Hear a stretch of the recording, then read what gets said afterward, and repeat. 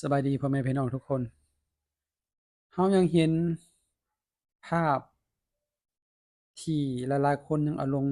สู่โลกโซเชียลเนาะในการ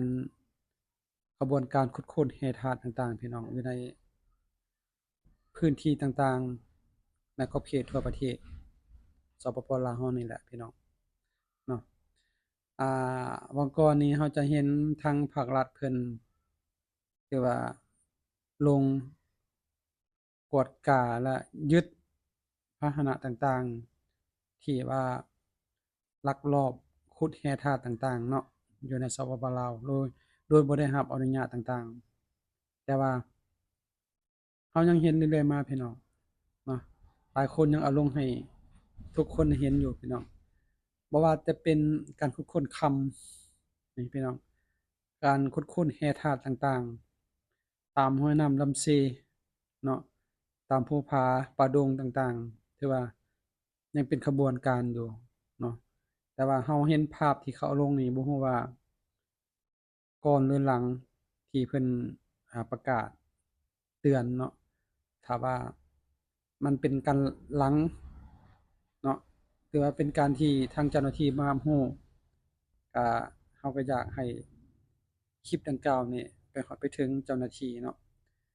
เป็นหูเป็นตาช่วยกันถ้าว่าเพิ่นอนุญาตไปแล้วเพิ่นสามารถทานโดยถูกต้องตามระเบียบหลักการของเจ้าหน้าที่ลาวหรือว่าทางรัฐบาลแล้วก็แล้วไปเนาะพี่น้องเนาะอ่าเพราะว่าปัจจุบันเราเห็นนี่ห้วยน้ำลำชีก็บ่ละเว้นพี่น้องเนาะที่ว่าคุดค้นไปหมดเลยอยู่ไสก็ถือว่ามีแร่ธาตุแร่คำหลายอีหลีบ้านเราพี่น้องเนาะห้วยน้ำลำชีก็ถูกทำลายที่ว่าสิ่งแวดล้อมนี่ถูกทำลายไปหลายอีหลีบางบ่อนพี่น้องบางบ่อนใดมันมีเขตอ่าแร่หลายแร่คำโดยเฉพาะพี่น้องเนาะประชาชนลาวเรานี่คันบ่เฮ็ดก็ถูกนายทุนต่างๆเอาไปพี่น้องเนาะนายทุนจีนนายทุนเวียดนี่เขามาขุดค้นแล้วพ่อแม่พี่น้องประชาชนสิเมินเฉยได้บ่เนาะในเมื่อ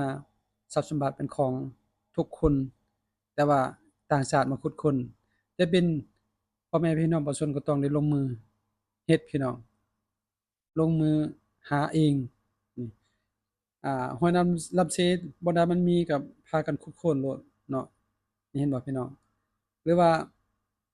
ทางบริษัทเขาเจ้าไปเจาะตามผาหินเนาะเจาะอุโมงค์ไปต่างๆค้นหินออกมาเพื่อกันกรองอยู่เขตนอกประชาชนก็ยังแห่ไปญาติเด้พี่น้องเอ้ยเนาะแต่ว่าพิลึกปัจจุบันนี้การขุดค้นแร่ธาตุนี่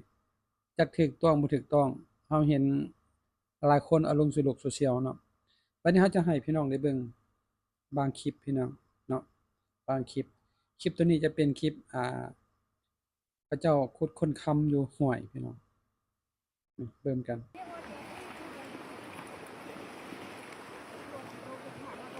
ก็ที่ว่าห้วยน้ำลำชีนี่บ่ได้มีคำมีแร่นี่พี่น้องประชาชนเขาเจ้าก็รู้เนาะไปขุดดินมาฮ้อนเพื่อซอกหาคำพี่น้องเนาะเห็นบ่ตามแม่น้ำลำชีเพื่อพังทลายไปหมด นี่เนาะสิเอ้ย บัดนี้เห็นอยู่โนนภูพี่น้องอยู่เทิงภูเด้พี่น้องนี่เห็นบ่ภาพภาพ Nó nó kia nó giả tốt chống chỉ xem ประ ăn ชาช vào น chưa เขตนั้นที่ว่าพากันมานี่หมดเลยเนาะเทิงโนนภู là đi ก็มีแห่คำหลวงหลายเห็นบ่ป๊าดโถๆๆ chào trong này เสียงกกเสียงดัง ôi ทับ tao หินเจาะหินดังต๊อบๆแต๊บๆนั่นสนั่นเลยพี่น้อง xóa tiếp tiêu lọc sắp rồi อืมหลายอีหลีพร้อมๆกับแบกใส่เป่า cho พี่ cái น้อ nó ง bự tỷ do cho Chắc ó men sen nó giả ít ná คำทั้งหมดบ่หรือว่า nó lấy chả nó มัน tao มี chứ ธาตุ tao xin คำอยู่ bỏ หั่น thêm đua มี tiếp แห่คำอ tiêu ยู่หั่นเนาะ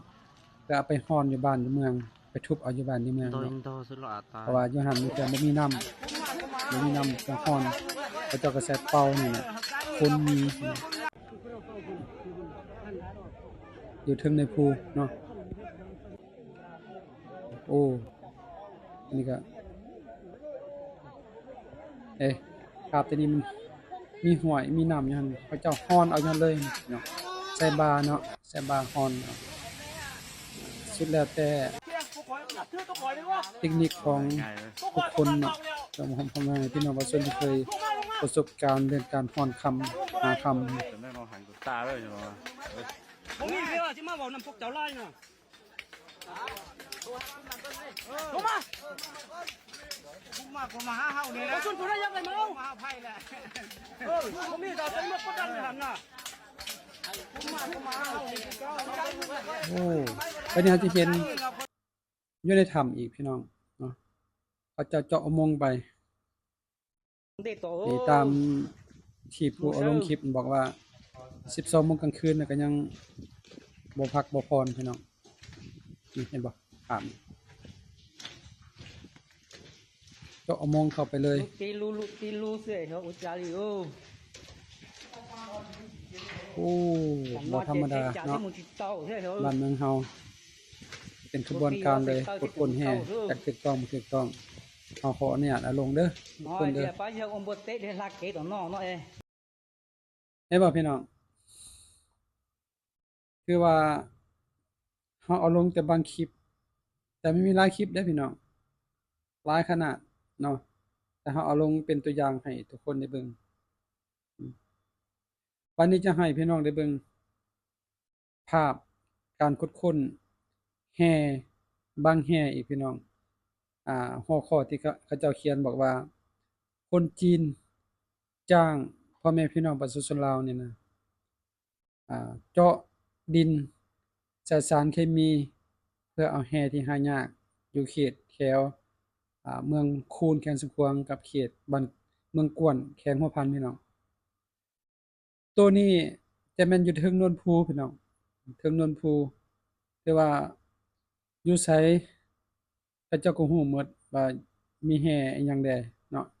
ในทั่วประเทศลาวนี่ถือว่าอุดมสมบูรณ์อีหลีคลิปตัวนี้นี่เฮาก็ขออนุญาตเด้อพี่น้องเด้อถ้าว่าผิดพลาดประการใดก็ขอโทษนำทุกคนเนาะ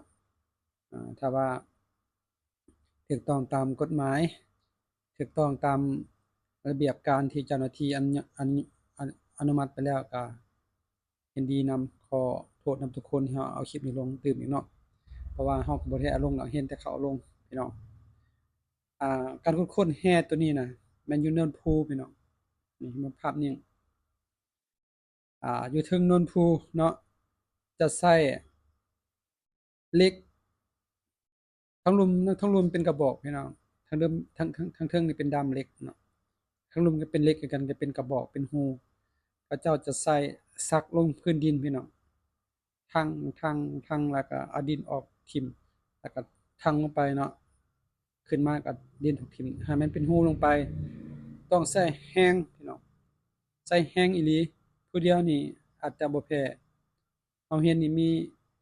เป็นคู่เลยพี่น้องเป็นคู่เลยที่ว่าเป็นกระบวนการทางครอบครัวที่แม่นทางบ้านเขามานี่เฮ็ดเป็นครอบครัวเนาะทั่งลงไปแต่ว่าเห็นแต่ภาพพ่อแม่พี่น้องประชาชนจับเหล็กทั่งแต่บ่เห็นเวลาใส่สารเคมีต่างๆนี่พี่น้องผู้ใดที่เคยรู้เห็นการเอาแห่ธาตุตัวนี้เนาะเพิ่นเอิ้นว่าการเอาแห่ธาตุที่หายากผู้ใดรู้แนะนำได้ว่าแห่หายากตัวนี้นี่คือแห่อิหยังพี่น้องอืมจะบ่ได้ใช้รถจก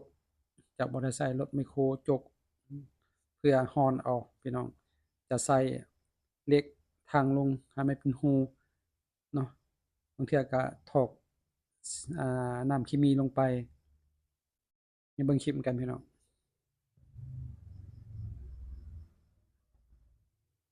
อืมม่วนขนาดเลยเนาะเป็นกระบวนการหมดหมู่บ้านเลยเป็นคู่จับเหล็กทั่งลงพื้นดินพี่น้องเอาดินขึ้นมาถอกแล้วก็ทั่งลงตึมให้มันเป็นรูเนาะอันนี้จะอยู่แขวงหัวพันและแขวงสันขวางพี่น้องเขตเมืองกวนกับเขตเมืองคูนตามแหล่งข่าวเนาะเบิ่งกันพี่น้อง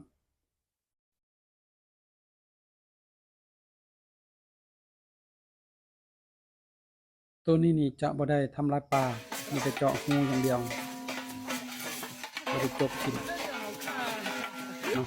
อยู่ในป่าเลยป่าดงป่าไม้